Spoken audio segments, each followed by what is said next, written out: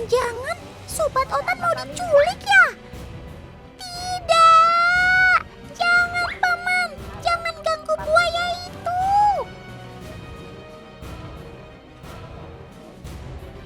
Ini kegiatan yang menegangkan dan sangat berbahaya karena kita mau mengambil telur buaya, di mana di saat-saat seperti ini buaya akan sangat galak sekali. Ya ampun, Otan salah duga, teman. Ternyata Bunda Iin dan semua paman di sini justru ingin membantu ibu buaya menetaskan telur-telurnya. Tapi proses mengambil telur tidak semudah itu. Sebab masuk ke kandang buaya aja beresiko tinggi, apalagi ambil telurnya.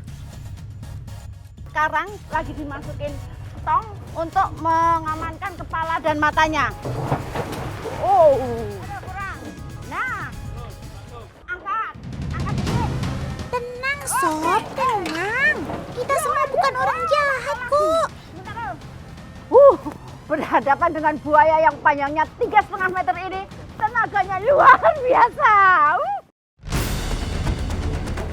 Yeay, Bapak buaya berhasil diamankan. Sabar ya penonton, tinggal ibu buaya yang harus kita tenangkan.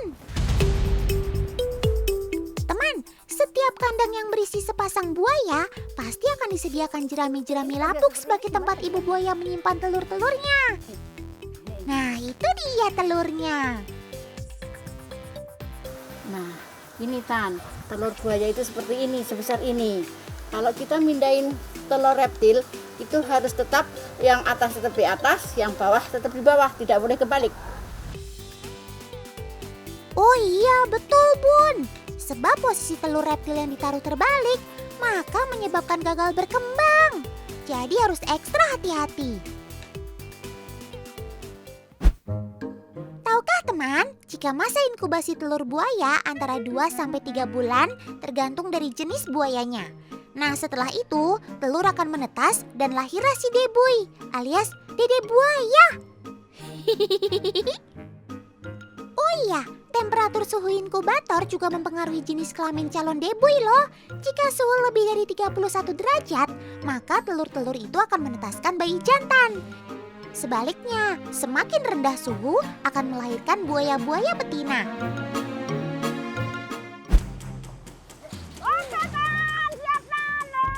Wow, keren maksimal.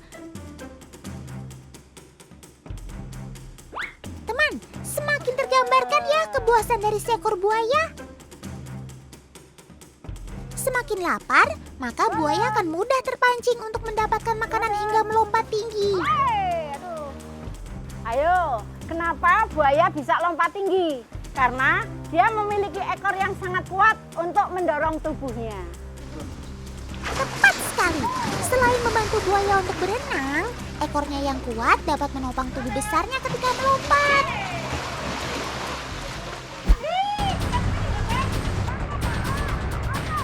Bun, main tarik tambangnya ekstrim banget sih. Teman, bukan cuma gigi buaya yang terbukti tajam untuk mengoyak mangsa. Tapi sekali hap, jangan harap bisa lepas dari gigitan binatang buas ini. Buktinya Bunda Iin dan Kak Sera aja masih kalah kuat menarik umpan yang sudah berada di dalam mulut buaya. Nah kan, bukan cuma ditarik, tapi dibawa kabur tuh. Sepertinya Koko malu makan di depan om kameramen. Jadi Tan, ini buaya Nova memang ukurannya lebih kecil dari buaya muara. Meskipun umurnya sudah 20 tahun, tapi masih size-nya lebih kecil ya Pak. Teman di rumah tahu nggak daerah asal buaya Nova? Itu loh di pulau paling timur Indonesia. Yaps, Papua. Sekilas buaya Nova mirip sekali dengan muara. Tapi jika diperhatikan, warna kulit Nova cenderung lebih gelap. Ayo pulang. Jangan berkeliaran di sekitar kandang ya. Bisa meresahkan semua orang, termasuk Otan loh. Tan, tahu nggak ini apa? Apa ya Bun? Itu biji congklak ya Bun? Bener nggak sih? Ini adalah gigi yang tanggal dari buaya. Jadi buaya itu akan mengalami tanggal gigi diganti dengan gigi yang baru hanya dalam waktu 2 minggu saja. Ya ampun, gigi buaya tuh. Wah, kalau gitu nggak ada kata takut ompong di kamus buaya ya, Bun. Uniknya, gigi buaya diawali dari yang kecil-kecil membesar sampai yang paling besar ada di taringnya. Setelah itu, kembali mengecil-kecil dan paling kecil di urutan belakang. Lebih uniknya lagi, buaya tidak pernah mengunyah makanan. Tapi 24 gigi tajamnya berfungsi untuk mencabik dan mencengkeram.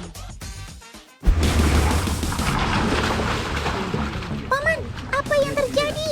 Kenapa Sobat Otan harus diikat seperti itu?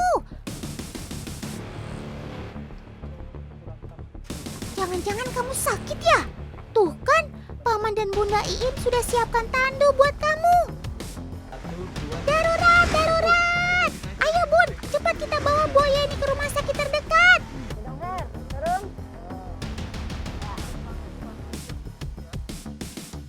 Wah, Bunda sampai kelelahan tuh bopong kamu.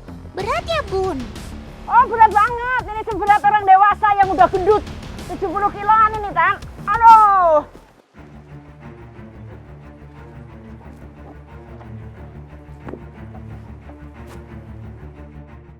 Loh. Kok dibawa ke kandang lagi? Astaga, ternyata ini proses Sobat Otan pindah kandang, teman. Harus hati-hati karena ini buaya, binatang buas. Semua harus diperhitungkan. Ya. Otan udah khawatir kamu sakit, Sob. Untunglah cuma pemindahan kandang. Justru kalau nggak pindah, malah mengancam kesehatan kamu, Sob. Teman lihat kan siapa yang ada di sana? Yaps, buaya yang ada di dalam air tidak boleh diremehkan, teman. Justru kita wajib waspada. Sebab buaya merupakan penyelam handal. Buaya bisa menahan nafas di bawah air selama 1 jam. Ia dapat menyesuaikan konsumsi oksigen sehingga buaya dapat dikategorikan sebagai penyelam handal.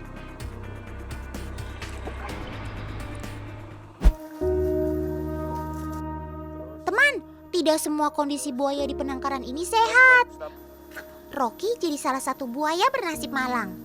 Buaya titipan negara ini datang dengan kondisi hanya 1 mata. Ini kan, ini upaya penanganan untuk buaya yang sakit ya Pak? Betul. Maka dari itu Rocky dipindahkan ke tempat penangkaran dauhan Jawa Tengah untuk mendapat perawatan dan pengawasan rutin. Meski hanya melihat dengan 1 mata, tapi semangat hidup Rocky tetap tinggi kok teman. Obat yang sudah dicampur ke dalam air, kemudian disiram ke bagian kepala hingga badan buaya. Jadi ini kalau nggak dirawat dengan baik, resikonya kan seperti apa Pak? Bisa membusuk infeksi itu, nanti bisa merambat lukanya ke dalam, jadi berisiko berbahaya. Pembusukan. Wah, jangan sampai sesuatu yang lebih buruk terjadi sama kamu ya Sob. Semoga kamu tetap bisa melanjutkan hidup di tengah keterbatasanmu. Semangat!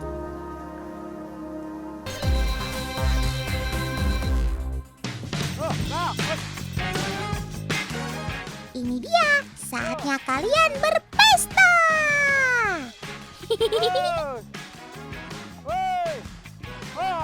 Otan paling seneng deh kalau jamnya mereka keluar kandang. Ada yang bisa tebak berapa jumlah kawanan domba ini? 10, 15, 30. Wah, pokoknya banyak deh. Kalau digabungkan semua, lebih dari 100 domba berkumpul di tempat ini, teman. Seru ya melihat mereka beriringan kayak gini.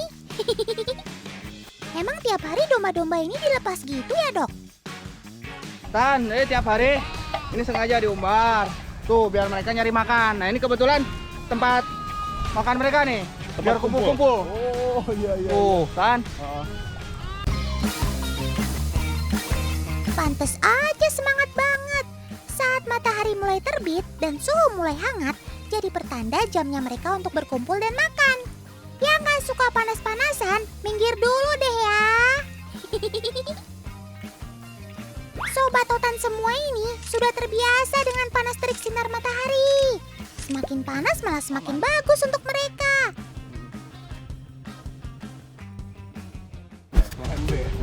Suaranya sama. Karaka, itu kayaknya ada yang beda deh. Mana dok? Itu tuh, ada yang beda kan? Yuk kita Iya, iya. langsung tarik keluar aja yuk. Boleh, nggak apa-apa? Ya, nggak apa-apa, kita cek aja. Etan, Tan, kita cek Tan. Ini kak talikannya. Ya biasa masuk Oke. dulu ya.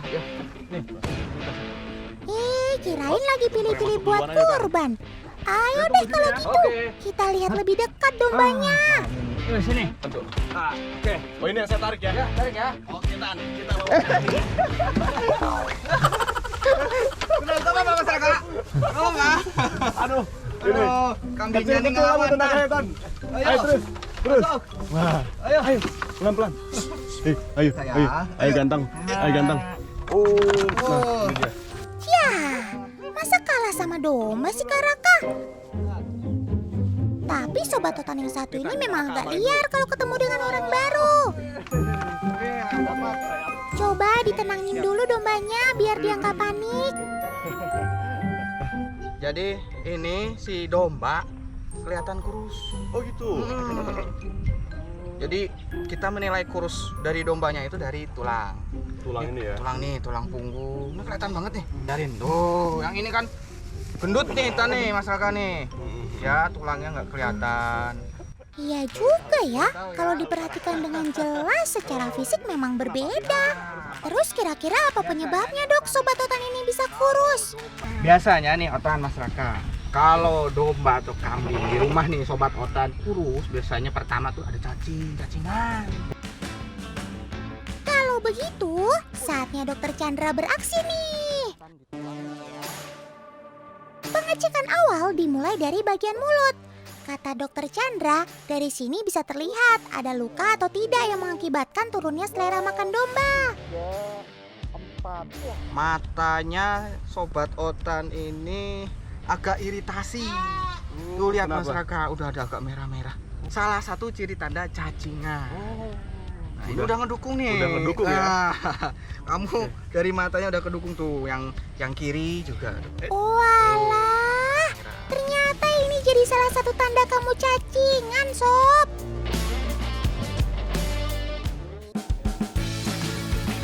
Sudah dibuatkan racikan obat cacing untuk kamu nih, Sob. Untuk pemberian obat cacing alangkah bagusnya itu 2-3 bulan sekali. 2 sampai 3 bulan Iya, sekali. jadi nanti diulang nih 2 bulan 3 bulan sekali agar mencegah cacingan. Tuh, dengar ya, Sob. Harus nurut sama Dokter Chandra. Biar kamu bisa berisi lagi badannya. Ya udah, Dok. Biarkan dia istirahat lagi di kandang. Sabar.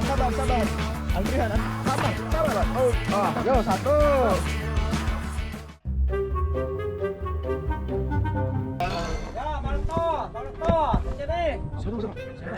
Ya, langsung deh. Pak Lektor, ke sini. Sini, Mas. ada apa Pak? Pak, apa? Ada apa? ada rumah sakit. Oh, Ya, coba. sini. Lo, launan. Kunaon, Pak? Iya teh. Nuhun. Tutup, Pak. Duh, bikin kaget aja deh. Kenapa itu, Dok, dombanya? Ada yang salah masuk kandang kah? Ini yo mau Pak, nya masyarakat Otan biasanya kena penyakit namanya pink eye. Gitu. Pink eye. Muhun, pink eye. Penyebabnya ya. itu kenapa? Penyebabnya gara-gara bakteri. Gitu. ada bakterinya, Pak, Bisa berarti. dari bakteri. Heeh. Bakterinya dari mana? Bisa dari lalat. Ya pembawanya dari kotoran. Gitu. Akhirnya iritasi ke si matanya. Walah. Yuh, hari gini sakit mata. Kamu bikin malu Otan aja nih, Sob. Bercanda ya. Walau cuma iritasi, kondisi ini nggak boleh dibiarkan terlalu lama loh. Karena bisa mengganggu penglihatan domba, bahkan bisa berakibat kebutaan. Kondisi seperti ini bisa melemahkan imun domba. Jadi gampang terserang berbagai macam penyakit nantinya. Waduh, ngeri nggak tuh? Ya udah dok, masih ada obat yang bisa dikasih ke pasien ini kan? Saatnya beraksi. Maaf ya sob, perih sedikit nggak apa-apa. Yang penting sakit mata kamu sudah tertangani dengan baik. Bapak, ini obatnya boleh disimpan. Nanti bisa dioles lagi besok pagi, sehari sekali Tan. Sehari Oleh. sekali sampai Ya. habis. Nah ini nih yang Otan suka kalau liputan bareng Dokter Chandra. Gak pelit ilmu dan suka menolong. Bukan cuma Sobat Otan yang ditolong, masyarakat yang butuh masukan informasi seputar medis juga sangat terbantu. Makasih ya dok. Ini karena kamu nanya nih Tan, kalau sakit mata begini nular nggak? Gimana dok? Kalau ke kambing lain ya. Kambing lain Kalau- ya? Jadi alangkah lebih bagus nih Tan nih Mas Raka sama Bapak. Ini kambingnya dipisah dulu. Ya, ada kandang khusus. Ya nanti nggak saling menelan.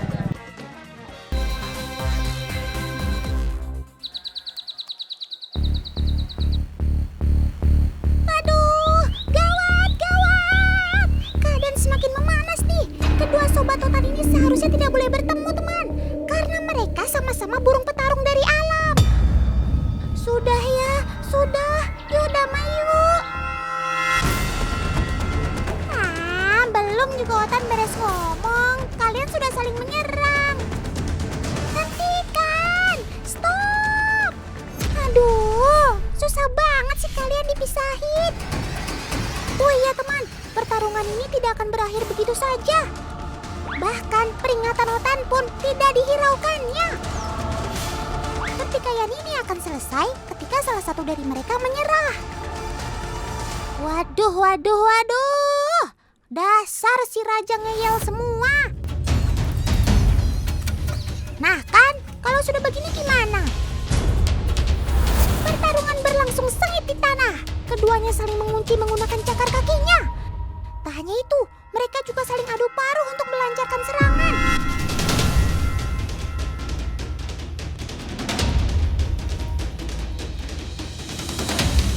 Akhirnya, salah satu dari mereka menyerah.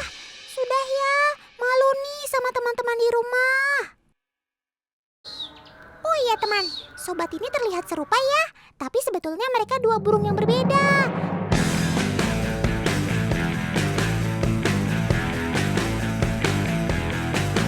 Yang ini adalah Ciwah, alias si Ciblek Sawah. Sesuai namanya, Sobat Otan ini tinggal di area persawahan atau semak rerumputan yang tinggi.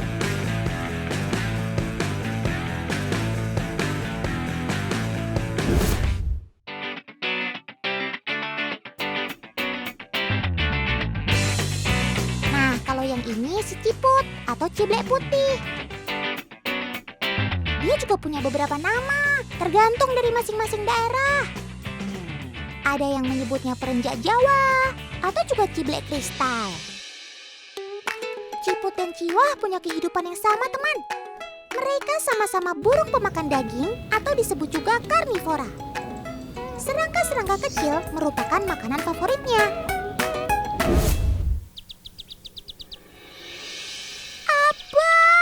Si Ciwah tertangkap paman teman.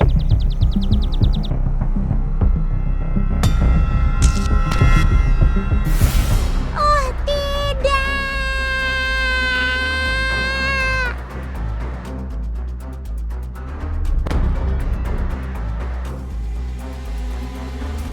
Hentikan paman. Bisa-bisa Ciwah tidak terselamatkan. Nah, si Ciwah malah balik melawan dengan kicauannya teman.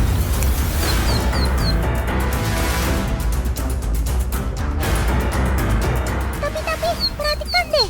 Setiap kali Ciwah keluar dari mulut paman, dia berganti nada kicauan. Otan tahu sekarang. Paman tidak bermaksud menyakiti kamu, Sob. Tapi paman sedang memancing emosimu. Hal ini biasa dilakukan para kicau mania untuk persiapan lomba si Ciwah. Agar Ciwah tampil maksimal, Sobat Otan ini harus dibuat marah terlebih dulu.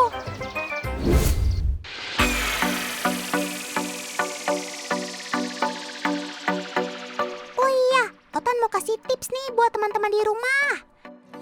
Hampir semua jenis burung pemakan serangga punya bentuk lubang hidung yang mengarah ke depan.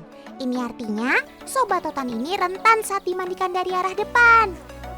Air dapat dengan mudah masuk ke lubang hidungnya yang dapat menyebabkan burung pilek atau sakit flu. Sebaiknya burung tipe seperti ini dimandikan dengan cara menyemprotnya dari arah atas sangkar. Sehat-sehat ya kamu sob. Lain waktu kita bermain-main lagi.